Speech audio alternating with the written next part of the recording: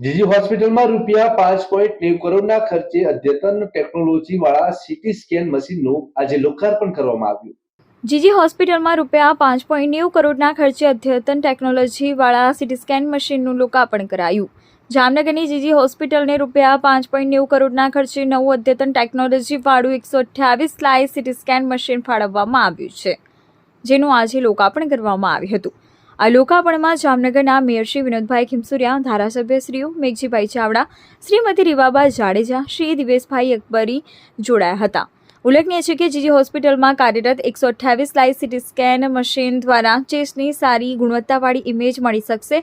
હોસ્પિટલના દર્દીઓને કાર્ડિયાક તથા વાસ્ક્યુલર સીટી સ્કેન તપાસ થઈ શકશે, તેમજ મ્યુકોરમાઇક્રોસિસ જેવી બીમારીનું નિદાન સચોટપણે થઈ શકશે. આ સુવિધાથી હોસ્પિટલ ખાતે મહિનામાં અંદાજિત 1000 દર્દીઓને તેમજ આજુબાજુના પોરબંદર, દ્વારકા અને મોરબીના જિલ્લાઓને પણ લાભ થશે.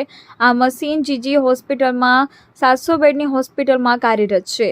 આ પ્રસંગે ડેપ્યુટી મેયર શ્રીમતી કૃષ્ણાબેન સોઢા, અગ્રણીશ્રીઓ ડૉક્ટર વિમલભાઈ કગથરા, મહામંત્રીશ્રીઓ, એમપીસા મેડિકલ કોલેજના ડીન શ્રી નંદિનીબેન દેસાઈ, તબીબો તેમજ અગ્રણીઓ ઉપસ્થિત રહ્યા હતા.